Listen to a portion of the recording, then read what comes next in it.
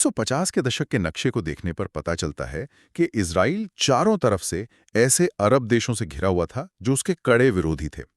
Ben Gurion की सोच स्पष्ट थी कि अगर इस अरब शत्रुता के घेरे को तोड़ना है तो उन देशों के साथ गठबंधन बनाना होगा जो गैर अरब हैं। और इस रणनीति में ईरान एकदम सटीक बैठता था। एकदम सटीक। ईरान एक शिया बहुल गैर अरब देश था और उसके अपने अरब पड़ोसियों के साथ ऐतिहासिक तनाव थे।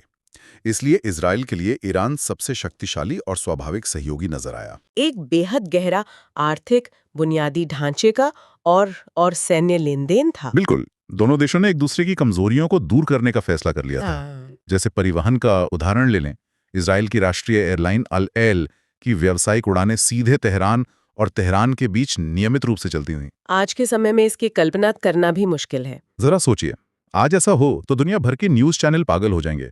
लेकिन उस समय ये बस एक रूटीन फ्लाइट थी। लोग व्यापार और छुट्टियों के लिए आते जाते थे। और देखें, ये उड़ानें उस गहरे आर्थिक एकीकरण का सिर्फ एक हिस्सा थीं। असली कहानी बुनियादी ढांचे और ऊर्जा क्षेत्र में थी। इजराइल के पास ऊर्जा का भारी संकट था और ईरान के पास तेल के अपार भंडार। तो ईरान ने इजराइल को तेल देना शुरू किया। भारी मात्रा में। और सिर्फ तेल दिया ही नहीं, दोनों देशों ने मिलकर एक बहुत बड़ा प्रोजेक्ट शुरू किया, एलात अश्कलोन पाइपलाइन। हाँ, मैंने इसके बारे में पढ़ा है। इसका उद्देश्य ईरानी तेल को इजराइल के रास्ते यूरोप तक पहुंचाना था। जी, ये स्वेज नहर का एक सीधा विकल्प था। और ये कोई छोटा निवेश नहीं था, ये एक साझा संपत्ति थी। और तेल के बदले इजराइल ने जो दिया वो भी दस्तावेजों में दर्ज है। इजराइल ने अपनी उन्नत कृषि तकनीक ईरान के साथ साझा की। गजवीन के मैदान का उदाहरण बहुत सटीक है यहाँ। बिल्कुल, वो एक बहुत ही बंजर इलाका हुआ करता था।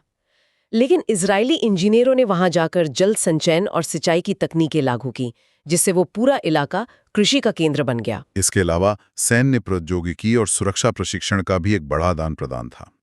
इजराइल की खुफिया एजेंसियों ने ईरान की तत्कालीन खुफिया एजेंसी, जिसे सावाक कहा जाता था, उसे प्रशिक्षित किया। हालांकि सावाक का अपने ही नागरिकों पर किया गया दमन एक अलग और विवादास्पद विषय है। जी, लेकिन जिस चीज